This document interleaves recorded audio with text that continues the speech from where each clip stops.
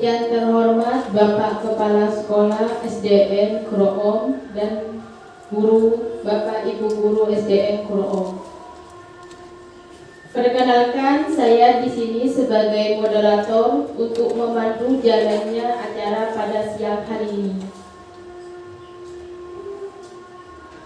Susunan pada siang hari ini yaitu pembukaan. Marilah kita bersama-sama membacakan basmalah. Yang kedua yaitu menyanyikan lagu Indonesia Raya. Untuk para guru silakan berdiri.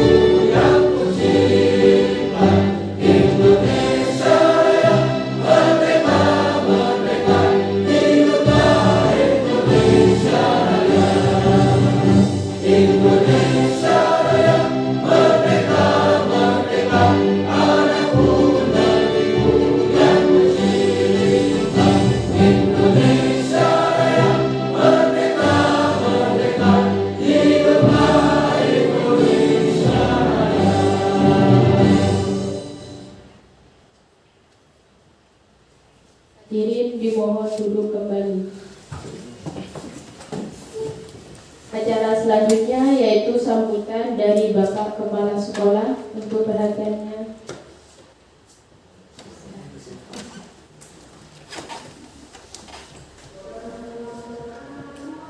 Assalamualaikum warahmatullahi wabarakatuh.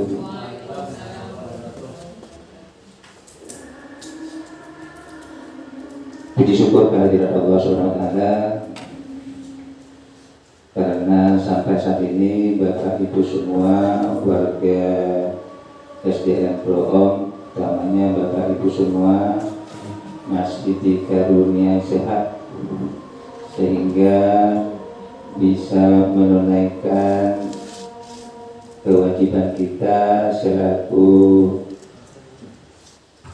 ASN, utamanya pendidik di SDN tercinta ini, dan mudah-mudahan kita juga selalu mendapatkan syafaat dari Nabi kita, yaitu Nabi Muhammad SAW.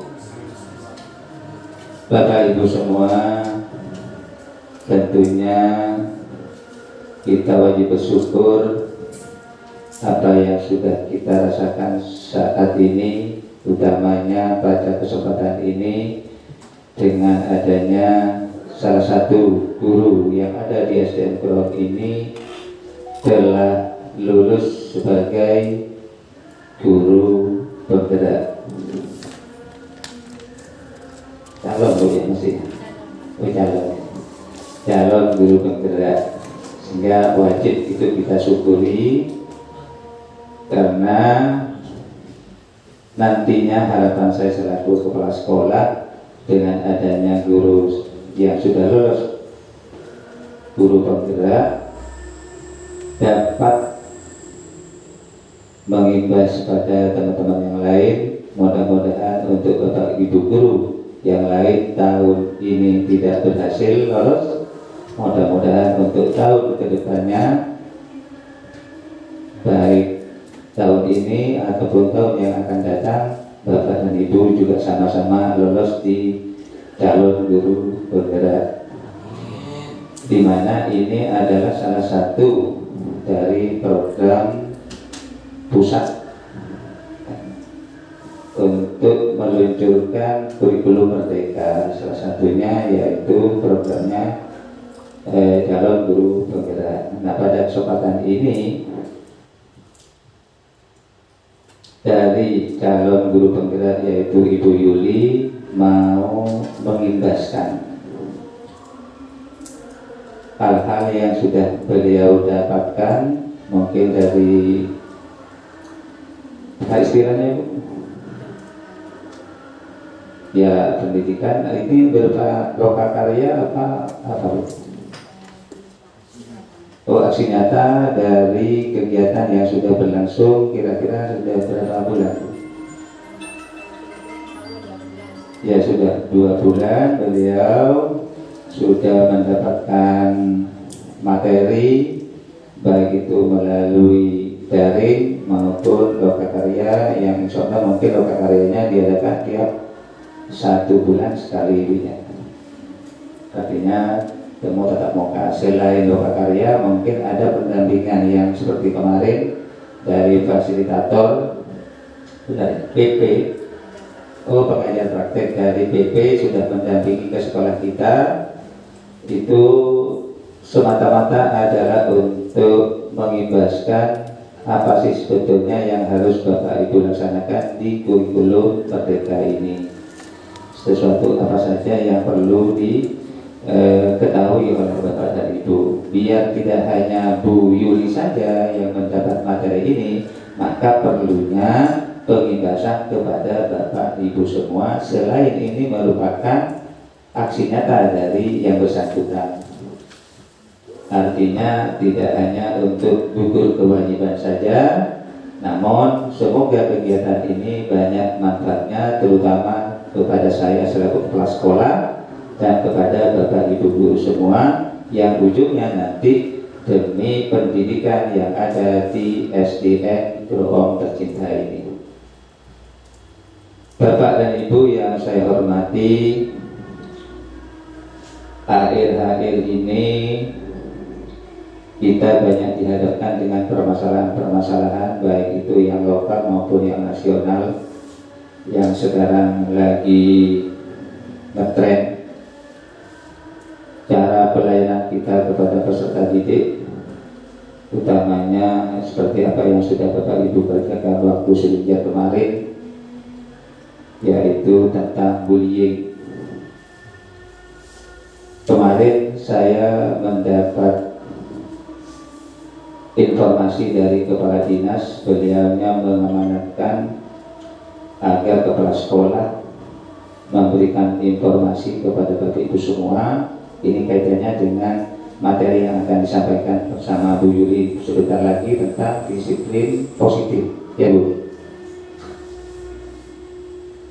Karena di Pamekasan dalam minggu ini banyak temuan-temuan tentang bullying, baik itu secara fisik maupun secara non fisik. Terkadang kita tidak sadar, tanpa disadari kita sudah melakukan hal-hal yang seharusnya tidak perlu dilakukan kepada peserta didik kita.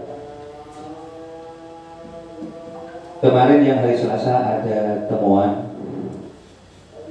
yang beliaunya juga direpotkan sampai pukul jam 2 malam. Beliaunya Pak Kadis bersama Pak Kabid, begitu Pak Kasih, untuk menyelesaikan permasalahan-permasalahan yang ada kaitannya dengan pendidikan yang ada di lingkup Pamekasan. Maka dari itu beliau berpesan jangan sampai terjadi di sekolah kita. Ini sebagai pengalaman, ada sekolah di Pamekasan, saya tidak perlu menyebutkan sekolah mana, itu terjadi pemukulan terhadap anak sampai divisum, sampai laporan ke polisi. Beliaunya berusaha biar tidak mengimbas ke hal yang lebih besar, sehingga dia menyelesaikan sampai pukul 2 malam antara pihak sekolah dengan pihak orang tua. Nah, dari pengalaman itu maka Bapak Kadis menyarankan untuk kepala sekolah untuk menyampaikan kepada Bapak Ibu semua, bullying itu bukan hanya kekerasan fisik, juga non fisik. Bisa juga kita tidak tahu karakter atau silsilah dari peserta didik kita, orang tuanya pekerjaannya apa, sementara kita tidak tahu. Kemudian pamannya atau omnya jadi apa, jadi seperti itu. Kalau kita melakukan kekerasan apalagi fisik, takutnya nanti pas pada orang tuanya yang apa istilahnya tingkat emosionalnya tinggi. Artinya hal yang kecil yang seharusnya bisa diselesaikan di sekolah itu bisa besar, apalagi sampai ke ranah polisi. Maka dari itu saya sampaikan kepada Bapak Ibu semua, mari kita berikan pelayanan yang baik kepada peserta didik kita. Jangan tebang pilih. Semuanya itu adalah peserta didik kita. Maka dari itu jangan sampai ada diskriminasi. Terkadang kita kalau ada permasalahan di rumah, kemudian yang tidak bisa diselesaikan di rumah, terkadang kita kalau mau mengajar pasti saya sendiri sudah banyak pengalaman juga, emosional yang dari rumah itu terkadang pasti terbawa ke kelas, memperpanruat nang rumah berpermasalahan atau karena sering keluarga misalnya cekcok, rawat, terkadang mau terlepas menghadapi peserta didik kita berlaku nyeleneh, terkadang kita tanpa sadar emosi. Maka dari itu tolong nanti jangan sampai Bapak Ibu kalau ngajar itu megang sesuatu, misalnya pegang penggaris apa, takkan lepas kontrol kita benar karena nyeleneh kelepak. Itu tidak boleh. Begitu juga cara menangani suatu kasus. Itu sekarang bukan zamannya lagi kita memberikan sanksi, memberikan hukuman.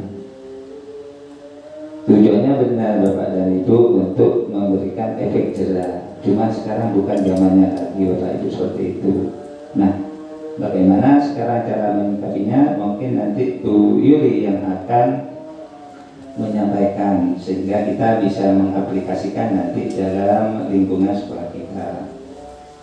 Harapan saya selaku kepala sekolah, setelah penyampaian materi untuk disiplin positif yang akan disampaikan oleh Bu Yuli, Bapak dan Ibu semua bisa mengimplementasikan nanti dalam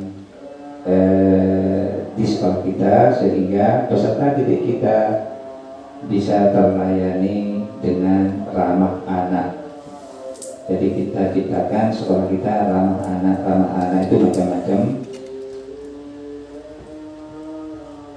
baik itu mulai dari pembelajaran yang menyenangkan, kemudian memberikan pelayanan pada peserta didik, itu nanti mungkin bisa dikupas tuntas.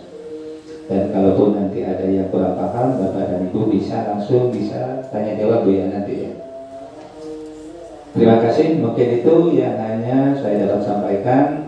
Kurang dan lebihnya saya mohon maaf. Wabillahi taufiq wal hidayah. Wassalamualaikum warahmatullahi wabarakatuh.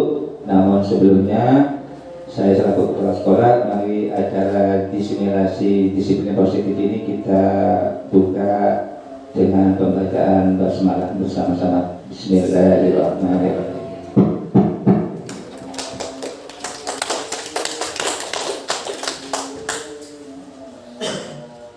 Acara selanjutnya yaitu penyampaian materi budaya positif. Ibu Yuli, waktu dan tempat dipersilakan.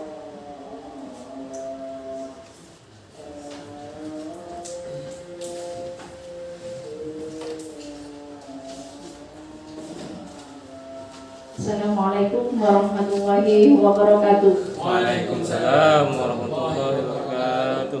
Yang terhormat Bapak Kepala Sekolah SD SMP Negeri 1 Atap Groom, yang saya hormati Bapak Ibu guru yang hebat, yang telah meluangkan waktunya pada siang hari ini untuk dalam acara diseminasi atau pembiasan kepada rekan-rekan Bapak Ibu guru. Apa yang saya peroleh dari pendidikan guru penggerak kurang lebih selama 2 bulan ini, saya tegaskan di sini, saya hanya kita semua sama-sama belajar ya Bapak Ibu guru sekalian. Jadi mungkin kalau ada yang kurang dari penyampaian saya, mohon dimaafkan dan saling mengoreksi ya. Terima kasih.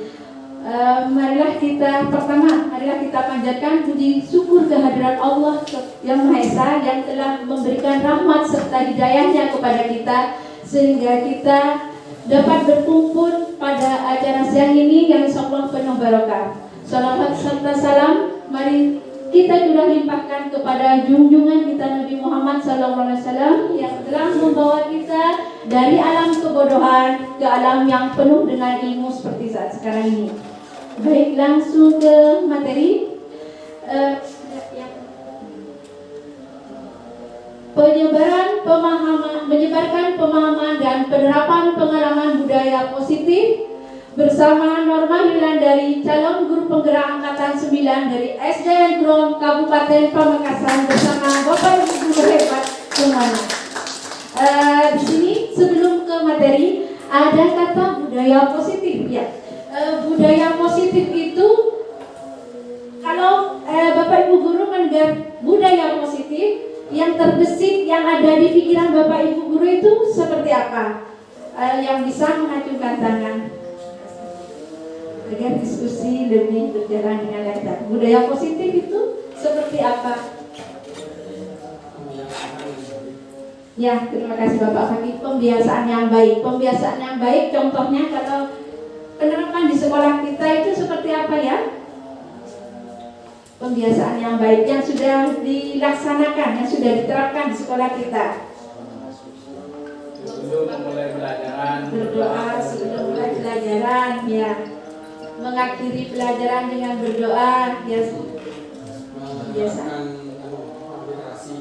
Literasi. Terus budaya positif, disiplin masuk enggak? Disiplin dalam masuk kelas, disiplin masuk kan ya? Nah, berarti budaya positif itu penting tidak bagi sekolah? Penting. Kenapa penting budaya positif? Positif itu penting karena dengan budaya positif bisa membangun motivasi intrinsik anak. Motivasi intrinsik itu motivasi yang ada pada diri anak, bukan dari luar, bukan dari guru atau bukan karena hadiah. Motivasinya itu terbangun dari dirinya sendiri. Baik, untuk ke materi selanjutnya, budaya positif itu ada poin-poinnya atau konsep inti budaya positif ada perubahan paradigma belajar, disiplin positif, nilai-nilai kebaikan, kebutuhan dasar manusia, ada motivasi perilaku manusia yang kita akan bahas, posisi kontrol, keyakinan kelas, dan segitiga restitusi. Pertama kita ke perubahan paradigma belajar. Pembelajaran dengan paradigma baru. Pembelajaran dengan paradigma baru merupakan pembelajaran yang dirancang dengan prinsip pembelajaran diferensiasi sehingga peserta didik belajar sesuai dengan kebutuhannya berdasarkan tahap perkembangan sesuai dengan sesuai dengan teori psikologi modern untuk mewujudkan profil pelajar Pancasila. Pembelajaran berdiferensiasi, ada yang bisa membantu saya menjelaskan seperti apa itu? Mungkin Bapak Vicky. Menurut saya pembelajaran berdiferensiasi yaitu adalah pembelajaran yang berpusat pada peserta didik, yang didahului dengan asesmen, entah itu dengan asesmen non asesmen diagnostik non akademik maupun dengan akademik. Ya, terima kasih. Ya, jawabannya selanjutnya. Berdiferensiasi artinya melibatkan murid. Seperti apa kemauan belajar murid itu? Kadang dalam suatu kelas itu berbeda-beda ya, Bapak Ibu guru. Ada yang pembelajarannya bergaya kinestetik atau anak itu sering jalan. Ada yang pembelajarannya hanya visual, melihat. Ada yang dengan audio. Kita di kelas itu melibatkan anak, memfasilitasi anak apa yang mereka inginkan. Kalau anak itu mau belajar dengan cara berjalan atau seperti apa, kita rancang metodenya agar anak itu dapat sempurna dalam menerima pembelajaran seperti itu. Di sini ada mewujudkan profil pelajar Pancasila. Semua Bapak Ibu guru sudah tahu kan profil pelajar Pancasila. Yang pertama, beriman dan bertakwa kepada Tuhan Yang Maha Esa dan berakhlak mulia. Yang kedua, berkebinekaan global. 3, gotong royong. Yang keempat, kreatif. 5, bernalar kreatif. Dan yang keenam, mandiri. Miskonsepsi mengenai teori kontrol. Yang pertama, ilusi guru mengontrol murid. Ilusi itu hanya bayangan. Guru itu bisa mengontrol murid, padahal sebenarnya nanti akan saya jelaskan tidak seperti itu. Miskonsepsi itu salah penafsirannya Bapak Ibu. Ilusi bahwa semua pengaturan pasti efektif dan bermanfaat. Ilusi bahwa kritik dan pembuat rasa bersalah mampu menguatkan karakter. Dan ilusi bahwa orang dewasa berhak memaksa. Saya di sini akan mencoba mempraktekkan, minta tolong Ibu Fatmawati dan Bapak Faisal untuk ke depan. Ya Pak Faisal. Senior dengan junior ini. Bufat. Yuk, kenang-kenangan Bufat. Kenang-kenangan Bufat dan akan benar.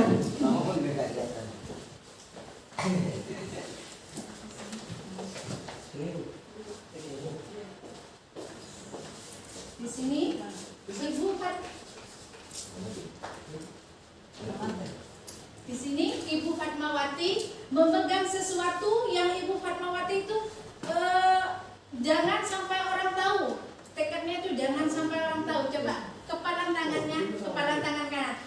Bapak Faisal selaku orang kedua memaksa Ibu Fat untuk menanyakan apa yang ada di isi kepala itu, sedangkan Bu Fatmawati itu terus mempertahankan diri. Tidak ada yang bisa membukanya kecuali Bu Fatmawati sendiri. Meskipun berbagai coba dipraktekkan Bapak Faisal ke Ibu Fatmawati, berbagai rayuan, godaan dan segalanya, tapi itu di dalam genggaman Ibu Fatmawati itu sangat penting dan tidak ada yang tahu. Apakah bisa nanti Bapak Faisal membukanya? Ayo dicoba dulu dengan rayuan.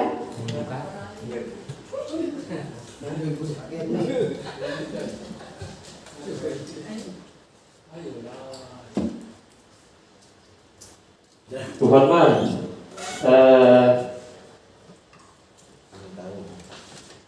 saya pengen tahu apa yang digenggam Bu Fatma.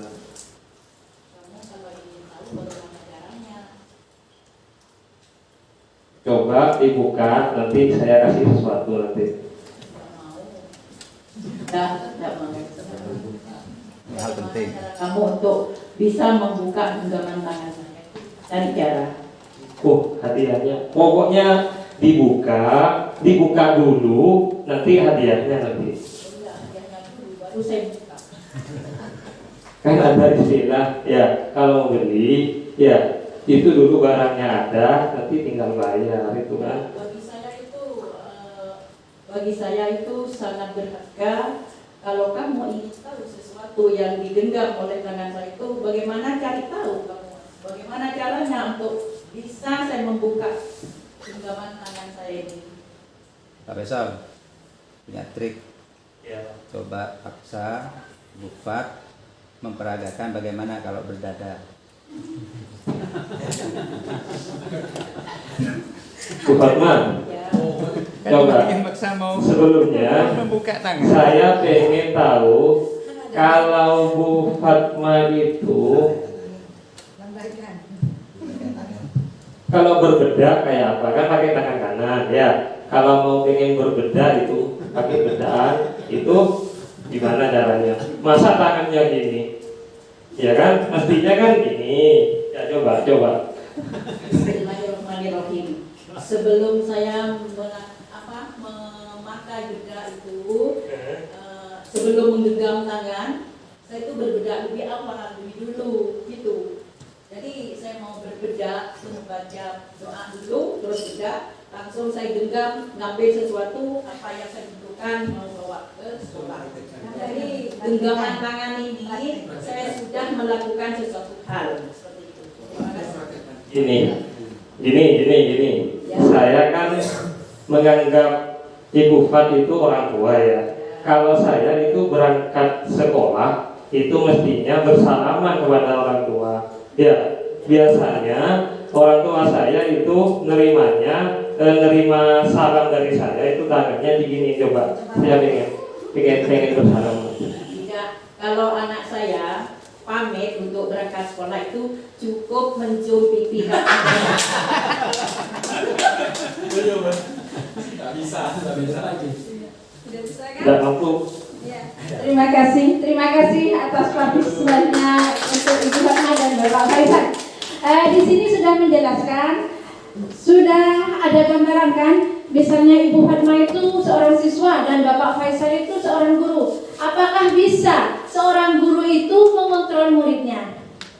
Tidak bisa. Kalau sekilas dari pikiran kita adalah bisa, karena kita seorang guru, tetapi itu tidak bisa. Kontrol itu ada pada diri sendiri. Seperti contohnya tadi Ibu Fatma bisa mengontrol dirinya sendiri. Mau membuka atau menutup kepalanya itu terserah Ibu Fatma, karena kontrol sebenarnya ada di Ibu Fatma. Bapak Faisal hanya lingkungan yang mempengaruhi, ya, hanya lingkungan yang mengaruhi dan tidak bisa mengontrol. Berarti seorang guru mengontrol murid itu apakah benar? Ternyata tidak benar.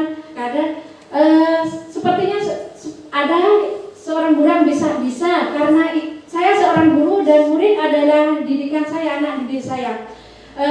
Saat saya bilang murid tidak boleh begini dan murid mengikuti peraturan saya, berarti kan saya bisa. Itu sebenarnya tidak. Itu motivasi untuk murid melakukan sesuatu, itu motivasi dari dalam dirinya sendiri, bukan dari guru. Guru itu hanya sebagai lingkungan saja, maksudnya sebagai berbalik, ya, kasih lingkungannya saja, ya. Berarti semua itu hanya ilusi, hanya miskonsepsi mengenai teori kontrol. Untuk materi selanjutnya, di sini mengubah paradigma stimulus respon ke pendekatan teori kontrol. Stimulus responnya, realitasnya, kebutuhan kita sama. Realitasnya di teori kontrol, kebutuhan kita berbeda, sama dengan peserta didik. Semuanya kebutuhan peserta didik di dalam suatu kelas itu berbeda. Semua orang melihat hal yang sama. Teori kontrolnya setiap orang memiliki gambaran yang berbeda. Untuk stimulus responnya, kita mencoba mengubah orang agar berpandangan sama dengan kita. Untuk stimulus responnya, teori kontrolnya, kita berusaha memahami pandangan orang lain tentang dunia. Stimulus respon, perilaku buruk dilihat sebagai suatu kesalahan. Teori kontrolnya, semua perilaku memiliki tujuan. Stimulus responnya, orang lain bisa mengontrol saya, tapi di teori kontrolnya hanya saya sendiri, hanya Anda yang bisa mengontrol diri Anda. Di stimulus respon saya bisa mengontrol orang lain, dan di teori kontrol Anda tidak bisa mengontrol orang lain. Pemaksaan ada pada saat bujukan, ini tadi dibujuk atau dipaksa, tapi di teori kontrolnya kolaborasi dan konsensus menciptakan pilihan-pilihan baru. Yang stimulus respon, model berpikir menang atau kalah, yang teori kontrolnya menang dan menang. Materi selanjutnya. Sekarang ke disiplinnya. Bapak Ibu Guru, disiplin berasal dari kata disiplina yang artinya belajar. Berarti disiplin itu apa? Belajar ya, belajar memahami atau menyetarakan keadaan. Disiplin mengacu pada disiplin diri yang memiliki tanggung jawab terhadap apa yang dilakukan berdasarkan nilai-nilai yang diyakini. Berarti belajar untuk tanggung jawab untuk mewujudkan nilai-nilai yang diyakini diri sendiri. Disiplin positif di sini. Yang nomor 2, disiplin positif merupakan salah satu cara untuk penerapan disiplin yang tujuannya untuk menumbuhkan kesadaran serta memperdayakan murid tanpa imbalan atau penghargaan atau juga reward, ancaman atau hukuman.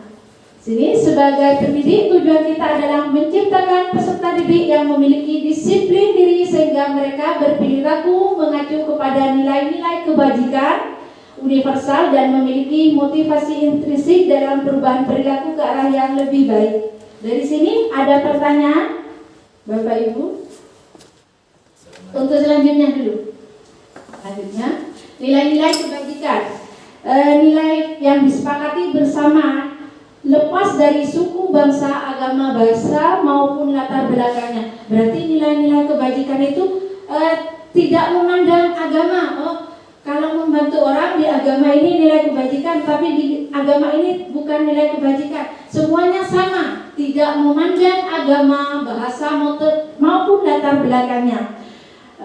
Di sini ada contoh nilai kebajikan institusi atau organisasi. Yang pertama, profil pelajar Pancasila. Sebagaimana sudah Bapak Ibu sudah hafal ya dengan dimensinya, beriman dan bertakwa pada Tuhan Yang Maha Esa, berakhlak mulia, berbinekaan global, bergotong royong, mandiri, kreatif, dan bernalar kritis. Ada juga instansi atau organisasi lain yaitu Ibo Primaries program atau PYP. Isinya adalah ada toleransi, ada rasa hormat, integritas, mandiri, menghargai, antusias dan empati, keingintahuan, kreativitas, kerjasama, percaya diri dan komitmen. Ada di keterampilan hidup juga atau life skill, dapat dipercaya, lurus hati, pendengar yang aktif, tidak meremehkan orang lain dan memberikan yang terbaik dari diri. Sekarang ke poin kedua, kebutuhan dasar manusia. Kebutuhan dasar manusia adalah segala sesuatu yang kita ingin lakukan untuk mendapatkan apa yang kita inginkan. Seluruh tindakan yang kita lakukan memiliki tujuan tertentu dan semua usaha terbaik yang kita lakukan adalah dalam rangka agar kebutuhan dasar kita terpenuhi dengan baik. Baik, terima kasih. Kebutuhan dasar manusia seperti saya contohkan, kalau di dalam kelas itu anak-anak sering mengganggu temannya seperti itu. Sudah dinasehati kan Bapak Ibu ya berkali-kali, jangan suka gangguin temannya yang sedang belajar, tetap saja mereka lakukan. Sebagai seorang guru kita harus melihat apa sih kebutuhan anak itu sehingga anak itu bisa sering mengganggu temannya. Ternyata setelah diselidiki, kebutuhan anak itu ingin diperhatikan. Ingin diperhatikan itu masuk itu yang mana, atau kasih sayang dan rasa diterima, atau juga seperti saya pernah mengalami di kelas saya, ada seorang anak yang selalu minta uang jajan kepada temannya. Setelah diselidiki, ternyata dia memang tidak mendapat uang jajan dari orang tuanya karena keterbatasannya. Anak itu memaksa kalau meminta uang jajan. Setelah dipanggil, ternyata seperti itu kejadiannya. Berarti anak itu bertingkah atau berperilaku seperti itu karena mereka memiliki kebutuhan dasar. Kebutuhan dasar yaitu bertahan hidup ya. Di sini ada 5 kebutuhan dasar. Ada bertahan hidup, ada kasih sayang dan rasa diterima, ada penguasa, kebebasan dan kesenangan. Bertahan hidup. Bertahan hidup itu seperti contohnya itu seperti apa? Yaitu makan, ada pakaian, tempat tinggal, keamanan dan kesehatan, kasih sayang dan rasa diterima. Rasa diterima itu dipedulikan. Biasanya anak itu suka mengganggu atau suka bertingkah aneh karena mereka tidak dipedulikan seperti itu. Berbagi, kerjasama, menjadi bagian dalam kelompok. Penguasaan harga diri, keinginan dianggap memimpin, berprestasi, diakui dan didengar. Kebebasan, mandiri, memiliki pilihan, mencoba hal baru, mampu mengendalikan arah dirinya. Bermain, yaitu humor, antusias, tertawa. Menurut Bapak Ibu yang sudah lama berkecimpung di dunia pendidikan, anak-anak itu di kelas itu nakal atau berperilaku nyeleneh saat pembelajaran itu kebanyakan itu memang ingin memenuhi kehidupan dasar hidupnya. Kebanyakan ingin bermain ya di waktu jam pelajaran, mereka itu bermain, mereka itu ingin ditertawakan, kadang menyebut nama-nama yang lucu seperti itu, karena mereka itu ingin memenuhi kebutuhan dasarnya seperti itu. Untuk selanjutnya, materi selanjutnya, motivasi perilaku manusia. Di sini motivasi perilaku manusia ada 3, yaitu untuk menghindari ketidaknyamanan atau hukuman, untuk mendapatkan imbalan atau penghargaan dari orang lain, dan untuk menjadi orang yang mereka inginkan dan menghargai diri sendiri dengan nilai-nilai yang mereka percaya. Untuk menghindari ketidaknyamanan atau hukuman, berarti itu motivasi di sini kan ada 2. Ada motivasi dari luar pribadinya atau dari luar diri, ada motivasi yang tumbuh dari diri sendiri, dari dalam diri. Kalau menghindari ketidaknyamanan berarti nanti masuknya ke motivasi apa? Ekstrinsik, motivasi dari luar, mendapatkan imbalan. Anak itu sedang rajin, datang tepat waktu, mengerjakan PR karena ingin mendapat hadiah. Berarti anak itu berbuat seperti itu karena motivasi dari ekstrinsik. Apa intrinsik kalau seperti itu? Dari luar, eksternal. Ya, eksternal atau ekstrinsik. Kalau untuk menjadi orang yang mereka inginkan, saya bertekad sebelum berangkat ke sekolah, saya bertekad akan melakukan hal seperti ini karena saya ingin seperti ini di dalam diri saya. Misalnya seperti itu. Berarti untuk menjadi orang yang mereka inginkan dan menghargai diri sendiri itu masuk motivasi intrinsik yang ada di dalam dirinya. Kalau motivasi ekstrinsik itu termasuk motivasi memang benar nanti anak akan bersikap disiplin, tapi itu hanya sementara. Misalnya anak itu sering mengerjakan soal-soal atau datang kelas tepat waktu karena ingin dapat imbalan. Kalau sudah bosan imbalannya, nanti anak itu akan kembali ke peraturan awalnya. Suka telat masuk kelas, suka pulang duluan sebelum jam pulang, seperti itu. Akan kembali ke pribadinya nanti. Kalau motivasi intrinsik itu tumbuh dari dalam, insya Allah anak itu tidak akan kembali ke perbuatan yang dulu, karena mereka sudah meyakini nilai-nilai yang mereka dapati atau bisa menghargai diri sendiri, seperti itu. Di sini ada hukuman, konsekuensi, restitusi. Dari motivasi itu ada hukuman, konsekuensi, restitusi. Kalau hukuman itu tidak terencana atau tiba-tiba, murid tidak tahu apa yang akan terjadi karena murid itu tidak dilibatkan, bersifat satu arah, berupa hukuman fisik atau psikis. Konsekuensinya itu terencana, disepakati sesuai aturan, murid tetap dibuat tidak nyaman, sikap guru selalu memonitor murid. Ada restitusi, proses menciptakan kondisi bagi murid untuk memperbaiki kesalahan, proses kolaboratif yang mengajarkan murid untuk mencari sendiri. Hukuman di sini tidak terencana. Hukuman itu misalnya seperti apa ya Bapak Ibu guru? Misalkan ada siswa yang terlambat ya, nanti dipanggil namanya. Misalnya, Muslim, kamu kok terlambat? Karena kamu terlambat, kamu keliling lapangan 3 kali. Berarti itu masuk hukuman. Kenapa? Karena si muslim, si anak itu tidak tahu apa yang akan terjadi jika saya ketahuan terlambat, kan ya? Belum ada perjanjian, itu masuk hukuman. Kalau konsekuensi bagi siswa yang terlambat atau bagi siswa yang tidak berpakaian lengkap ketika upacara, konsekuensinya nanti siswa itu akan diberdirikan di depan. Itu kan siswa sudah tahu ya. Tapi di dalam konsekuensi itu tetap guru memonitor murid. Kalau bedanya dengan segitiga restitusi, restitusi ialah proses menciptakan kondisi bagi murid. Murid biasanya dipanggil, kenapa terlambat nak? Oh, saya bangun kesiangan bu, kenapa kesiangan? Saya lupa menyalakan alarm, misalnya seperti itu.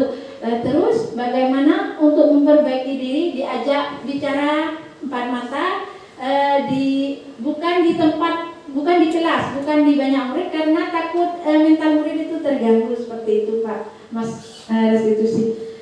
Masih semangat ya pada siang hari ini? Semangat.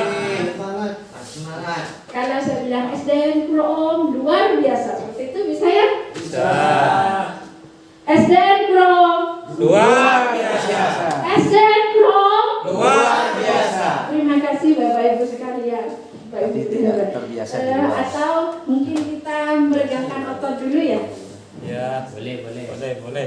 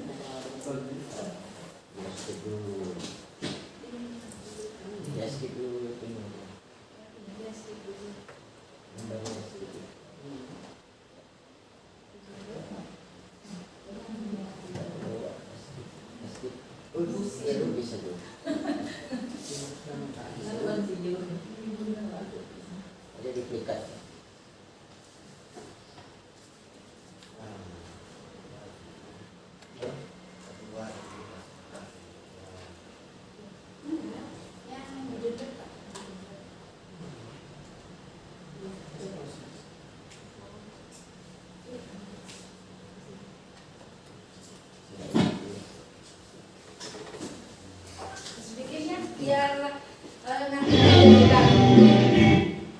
Mohon berdiri Bapak Ibu guru sekalian. Senang duduknya. Kawalan tak Biar usah. Saya sebut lagi. Hanya Bapak Ibu guru ya. Kepalanya tak saya.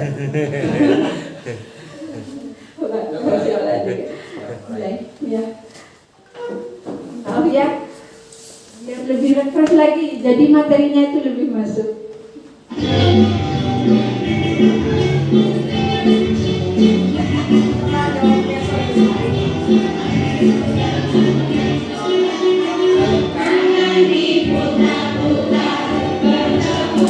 Kita coba video.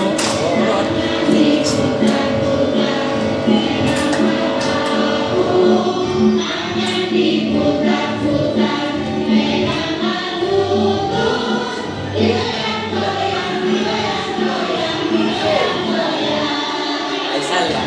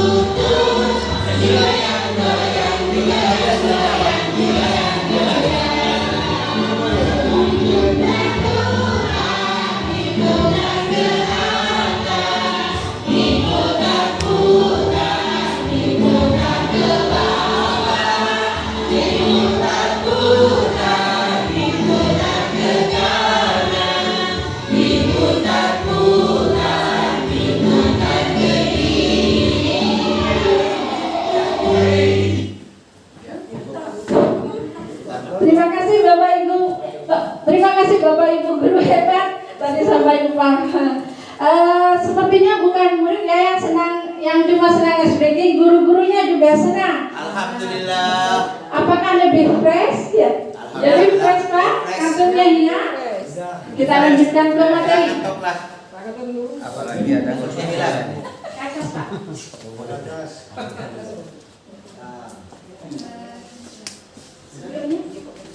Oke. Sekarang 5 posisi kontrol guru. Di sini ada posisi kontrol guru ada 5.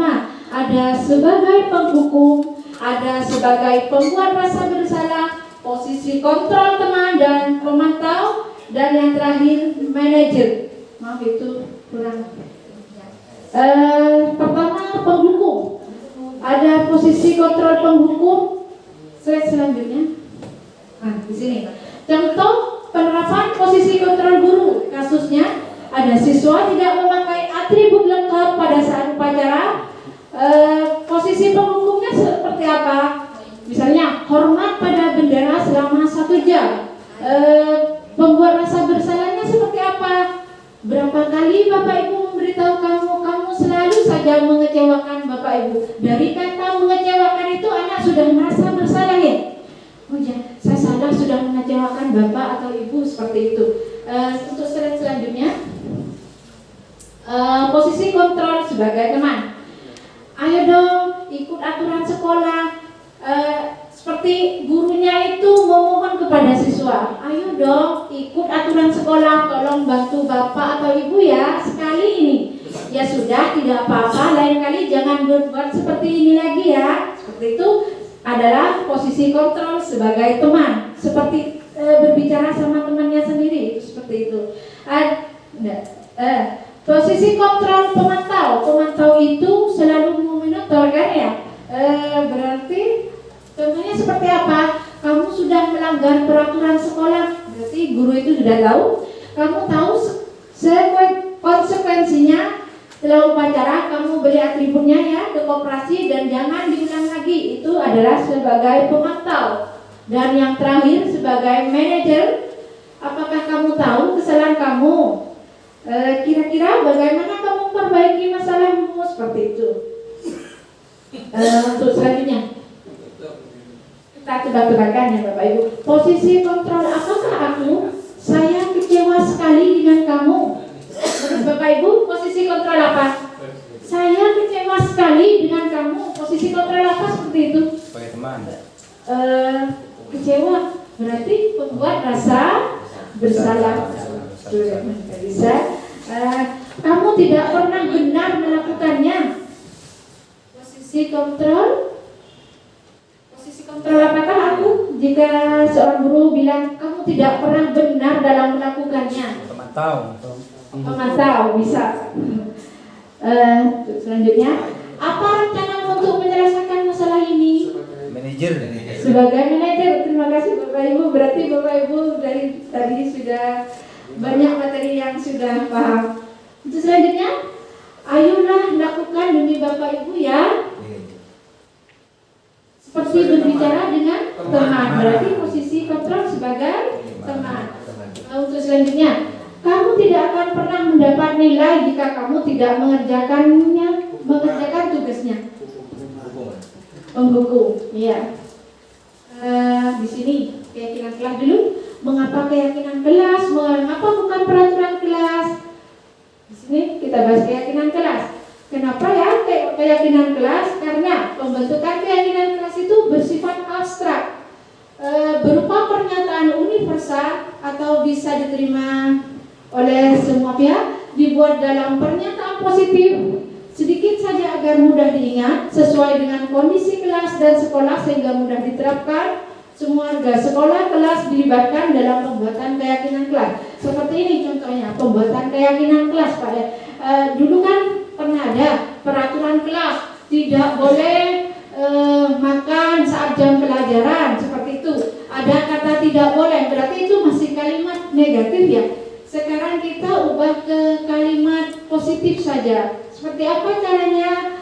Makanlah jajanan di luar kelas. Kan tidak ada kata tidak boleh. Dibuat dalam pernyataan positif, sedikit saja agar mudah. Tidak boleh mengotori kelas. Kalau kita buat keyakinan kelas seperti apa? Menjaga kebersihan kelas. Kata tidak bolehnya kita ganti. Keyakinan kelas itu dibentuk dengan melibatkan semua atau komponen kelas itu, semua murid di kelas itu. Misalkan kemarin-kemarin sudah saya buat keyakinan kelas seperti ini di kelas 3. Siapa yang mau mengajukan keyakinan kelas? Kadang banyak anak, Bu, tidak boleh datang terlambat, datang tepat waktu. Kata tidak bolehnya kita ganti. Semua anak itu dilibatkan. Setelah dilibatkan, semua anak itu mencatat apa yang mereka inginkan di dalam kelas itu agar tercipta suasana kelas yang nyaman. Ditulis, tidak boleh ini, tidak boleh ini. Kita ubah bersama-sama, berkolaborasi dengan anak. Terus kita tempel, kita yakini, kita print atau ditaruh di apa maksudnya itu, papan kecil itu, papan hiasan. Ya, sudah materi selanjutnya. Di sini ada segitiga restitusi. Apa itu segitiga restitusi? Segitiga restitusi adalah suatu proses dialog yang dijalankan oleh guru agar dapat dihasilkan murid yang mandiri dan bertanggung jawab. Ada 3 tahapan segitiga restitusi, yaitu menstabilkan identitas, yang kedua validasi tindakan yang salah, yang ketiga menanyakan keyakinan. Untuk selanjutnya, menstabilkan identitas berdasarkan prinsip berbuat kesalahan adalah proses dari pembelajaran.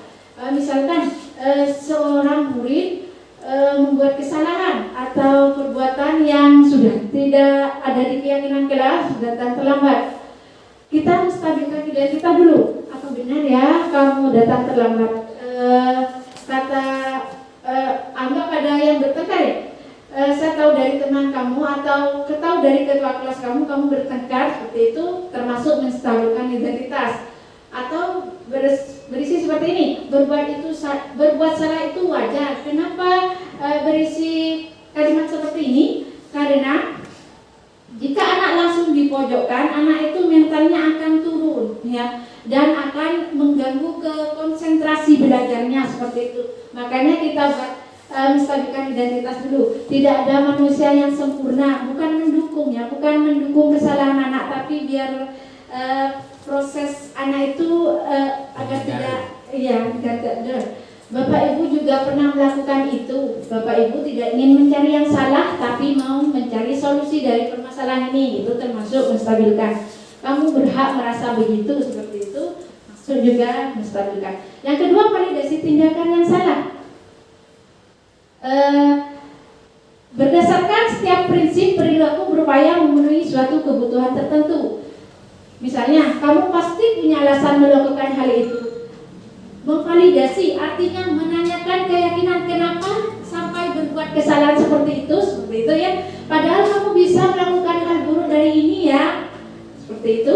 Kamu patut bangga karena telah melindungi hal penting buatmu, seperti itu juga bisa dilakukan oleh guru. Yang terakhir, menanyakan keyakinan berdasarkan prinsip teori kontrol bahwa pada dasarnya kita termotivasi secara intrinsik. Apa keyakinan kelas kita? Misalnya ada anak didik kita yang berantem atau bertengkar, tidak boleh menjaga kerukunan, Bu, seperti itu. Apa keyakinan kelas kita? Menjaga kerukunan, Bu. Nilai apa yang telah kita sepakati bersama, yaitu yang seperti itu. Seperti apa gambaran kelas yang ideal menurut kamu? Kan ditanyakan biar nanti anak itu proses belajarnya itu menyenangkan, ya. Kamu mau menjadi seperti apa, Nak? Seperti itu. Kalau misalkan anak berbuat jelek atau perbuatan negatif. Selanjutnya, terima kasih. Di sini saya membuka pertanyaan untuk Bapak Ibu guru tentang diseminasi budaya positif yang telah saya paparkan tadi. Dipersilahkan dari sekarang. Ada 2 sesi, 1 sesi 2 penanya. Terima kasih.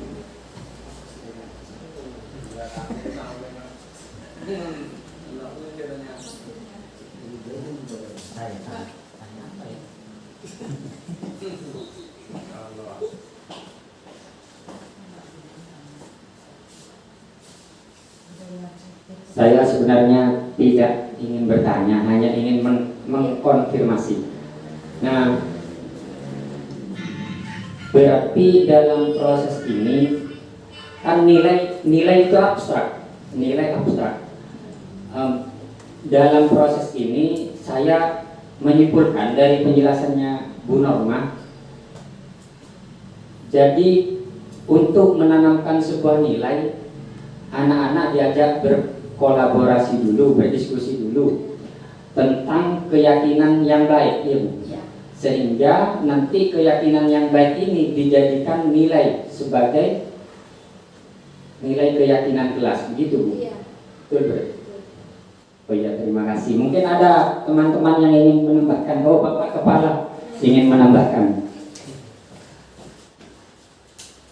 Terima kasih apa yang sudah disampaikan oleh pemateri Bu Norma sebagai aksi nyata dari kegiatan, salah satu kegiatan di JGB. Kalau secara teori tadi sepertinya Bapak Ibu sudah bisa membayangkan seperti itu ya. Secara teoritis mungkin kita bisa terima. Nah, sekarang bagaimana realisasi? Kalau saya selaku kepala sekolah tidak bisa membayangkan kalau untuk membuat keyakinan kelas di kelas 1, di kelas 1, di kelas 2 ya. Kira-kira bisa enggak anak-anak diminta membuat keyakinan kelas apa yang harus dibuat di kelas itu? Kalau menurut saya, mohon koreksinya nanti kalau memang salah. Untuk yang kelas yang rendah, otomatis sulit kita untuk memancing siswa dengan cara apa? Tidak tahu, kalau mungkin Bu Fat lebih pengalaman mungkin bisa ya. Terus terang saya selaku kepala sekolah tidak pernah mengajar kelas ya kelas 1, kelas 2, kelas 3. Yang saya hadapi hanya anak yang sudah menginjak remaja seperti kelas 7, 8, dan 9. Menurut saya mungkin apa yang disampaikan oleh Bu Yuli tadi, kita tetap berangkat dari tata tertib kelas dulu, Bapak dan Ibu. Kemudian dari tata tertib yang ada di sekolah itu, kita ajak anak untuk bersepakat, kesepakatan kelas dulu. Baru nanti kita mengarah ke keyakinan kelas dengan katanya Bu Norma tadi, mengubah kata perintahnya itu ya. Mungkin seperti itu tambahan dari saya. Kalau memang kurang serak atau mungkin dari Bapak Ibu yang lain bisa memberikan tanggapan. Terima kasih. Assalamualaikum warahmatullahi wabarakatuh. Waalaikumsalam warahmatullahi wabarakatuh. Terima kasih atas sarannya Bapak. Memang benar, keyakinan atau kesepakatan kelas itu dimulai dari peraturan kelas. Misalkan anak suka sudah tahu peraturan kelas ini tidak boleh buang sampah sembarangan. Itu kita kenalkan lagi ke anak, pahami lagi ke anak, nanti mana yang mereka pilih seperti itu agar kelasnya mereka nyaman, agar mereka dalam pembelajaran di dalam ruangan itu tercipta pembelajaran yang menyenangkan seperti itu Bapak. Biar anak itu semangat untuk menulisnya, kita pakai kertas clipper clip itu yang warna-warni dan menulis. Ayo, kesepakatan kelas mana yang disetujui seperti itu. Sebenarnya anak-anak itu sudah punya pandangan dari peraturan kelas itu. Kalau peraturan kelas kan dibuat secara pribadi tanpa melibatkan anak. Anak itu dikenalkan dulu ke peraturan kelas. Selanjutnya anak-anak itu pilih yang mana ya, biar kelas kita terasa nyaman seperti itu. Terima kasih Bapak tambahannya. Mungkin dari yang lain atau pertanyaan yang lain dipersilakan. Tidak mengkonfirmasi tentang nilai Pak. Konfirmasi tentang nilai, tapi tidak, sudah kan. Jadi budaya positif ini intinya akan memperkenalkan nilai sebenarnya. Iya. Padahal kan nilai itu abstrak sebenarnya kan. Iya. Nilai abstrak sebenarnya. Sikap itu lahir dari, sikap positif itu lahir dari mana sebenarnya kan gitu. Jadi kan akhirnya nilai itu diajak berpikir anak-anak, mana perbuatan yang baik, mana perbuatan yang buruk, lalu dijadikan sebagai keyakinan kelas. Ya, kesepakatan. Iya, kesepakatan keyakinan kelas menjadi sebuah nilai untuk diyakini sebenarnya, ya kan? Iya, ya seperti itu. Terima kasih atas sarannya Bapak Vicky dan Bapak Kepala Sekolah. Mungkin teman-teman yang lain, ayo semangat. Yang teman-teman yang lain.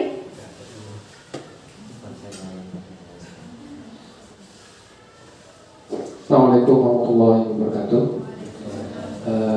Terima kasih atas waktunya ya Bu Nurima. Tentang budaya positif ini sebenarnya di dalam kelas itu baik guru kelas maupun guru agama, kebetulan saya guru agama, itu pasti ada sinergi antara satu sama lain. Nah, untuk membangun budaya positif ini maka dibutuhkan kerjasama baik guru maupun kepala sekolah dan juga orang tua murid. Nah, bagaimana cara kita sebagai guru, sedangkan kita ya cuma setengah hari di sekolah dan pelajaran atau budaya-budaya positif yang ada di sekolah diterapkan di rumah begitu. Butuh untuk kerjasama antara orang tua dan sekolah.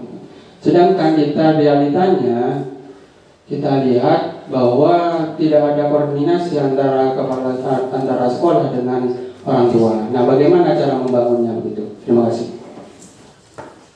Terima kasih atas pertanyaannya Bapak Faki sebagai guru mapel pelajaran agama. Sepertinya budaya positif itu harus ada kolaborasi antara guru dan orang tua untuk menciptakan motivasi dari diri anak untuk berlaku positif seperti itu ya. Sedangkan kita mah cuma ngajarnya setengah hari.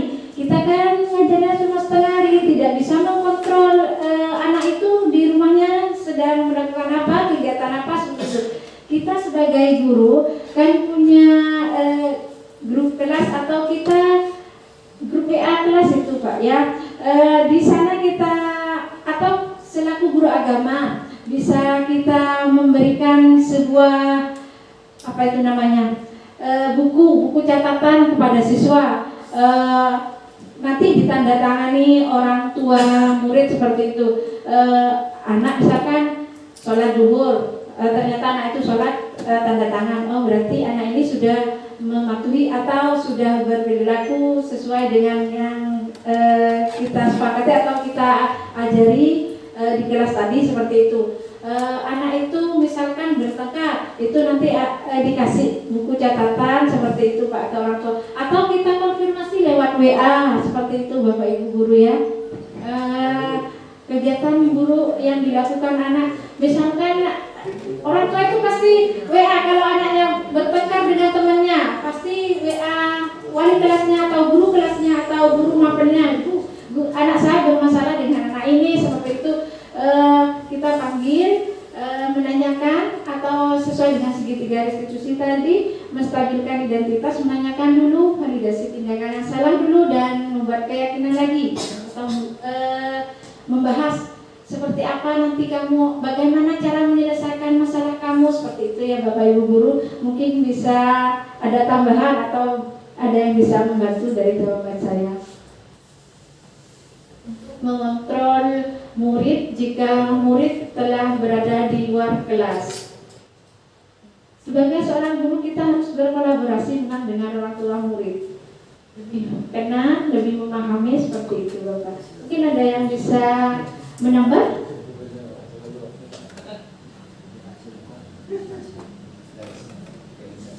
Ada yang lain?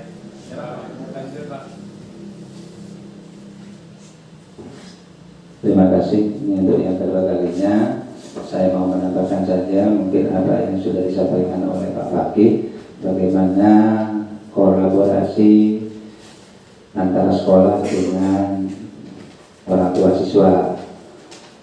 Itu mungkin salah satunya sudah terjawab, yaitu melalui grup WA dari orang tua. Jadi nanti saya harapkan untuk semua guru kelas baik kelas 1 sampai guru kelas 6 itu harus punya grup WA dari orang tua, karena sekarang sudah zamannya pasti orang tua itu punya HP Android. Mungkin ada salah satu atau dua saja mungkin yang latar belakang ekonominya yang kurang mungkin itu, tapi insya Allah mungkin untuk di Keromong ini mayoritas orang tua itu sudah punya HP Android. Nah, kita manfaatkan teknologi itu agar kita bisa berkomunikasi dengan orang tua, apa-apa yang sudah dibentuk di kelas tadi berupa konsekuensi kelas, kesepakatan, kemudian konsekuensi kita juga sampaikan pada orang tua melalui WA grup itu. Kemudian yang kedua saya tambahkan, sekarang dari apa yang sudah dipaparkan oleh Bu Yuli tadi, mulai dari perilaku ya, perilaku, memotivasi perilaku siswa, itu ada kesimpulannya ada dua, ada faktor eksternal dan faktor internal atau intrinsik atau ekstrinsik. Kalau dari perlakuan yang eksternal tadi sudah dicontohkan ada dua, yaitu apa? Karena hukuman atau menyakiti. Yang kedua karena reward atau hadiah. Yang internal atau intrinsik yaitu keyakinan diri ya. Keyakinan diri. Nah sekarang Bapak dan Ibu, kira-kira Bapak yang Ibu lakukan selama ini di sekolah kita untuk memotivasi siswa kita, perilaku kita itu banyak arah yang mana? Apa yang eksternal, apa yang internal? Eksternal ya. Kalau kelas 1 eksternal. Eksternal ya. Apakah nanti kita tidak bisa mengarah ke internal, artinya memunculkan hal-hal yang positif itu dari anak itu sendiri. Nah itu bagaimana? Berat ternyata Bapak dan Ibu ya. Iya butuh proses. Karena apa? Karena tadi sudah dikatakan oleh Bu Yuli untuk mengubah perilaku, memotivasi peserta didik kita dengan cara hukuman, dengan tujuan itu efek jerah, itu ternyata menurut definisi tadi itu termasuk level 1 ya. Kalau kita memberikan hadiah, memberikan reward, itu termasuk level 2. Yang paling bagus itu sebetulnya yang level 3, yaitu yang instinktif, artinya kita memunculkan dari kesadaran peserta didik kita. Makanya tadi harus dibentuk keyakinan kelas. Terus dan yang eksternal itu Bapak dan Ibu perlu diketahui itu sifatnya sementara, karena hanya takut akan hukuman, takut akan sanksi. Setelah itu benar apa yang disampaikan Bu Yuli tadi, nanti setelah lama-kelamaan kembali ke awal lagi. Tapi kalau munculnya dari dalam kesadaran dari anak itu akan lama begitu. Artinya anak itu bisa mengontrol dirinya sendiri. Nah itulah tugas kita sebagai guru. Kok sepertinya sulit ya artinya. Karena kebanyakan realnya kita pasti untuk memotivasi perilaku anak itu banyakkan yang level 1 dan level 2 ini ya. Nah mari kita mencoba bagaimana untuk memotivasi perilaku anak itu bisa masuk ke level 3 tadi yang muncul dari kesadaran dari diri anak itu. Nah itulah tugas kita selaku pendidik. Mungkin itu kesimpulan apa yang saya dapat sampaikan. Terima kasih. Untuk sesi 2 masih ada yang mau bertanya atau penanya atau yang mau menambahkan? Serasa sudah cukup ya. Untuk terakhir adalah acara penutup. Marilah kita tutup acara ini dengan untuk sebelumnya.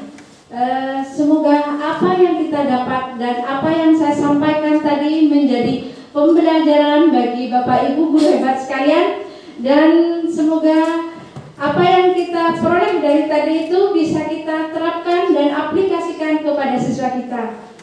Insyaallah amin. Marilah kita tutup acara ini dengan pembacaan hamdalah. Alhamdulillahirabbil alamin. Saya kembalikan ke moderator.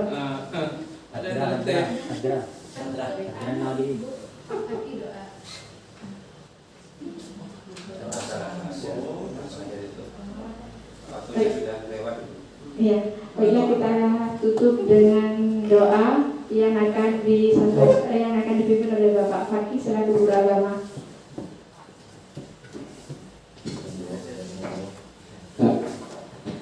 Assalamualaikum warahmatullahi wabarakatuh. Marilah kita tutup kegiatan hari ini dengan membaca doa. Semoga apa yang kita dengarkan dari pemateri tadi bermanfaat buat kita untuk di masa yang akan datang. Dan intinya mendapatkan berkah dari Allah Subhanahu wa taala. Bi'adatin Mustafa. Ajma'in. Allahumma inna nas'aluka salamatan. Amin. Tamfi'an wa barakatan fi rizqi wa tawbatan qabla al-maut.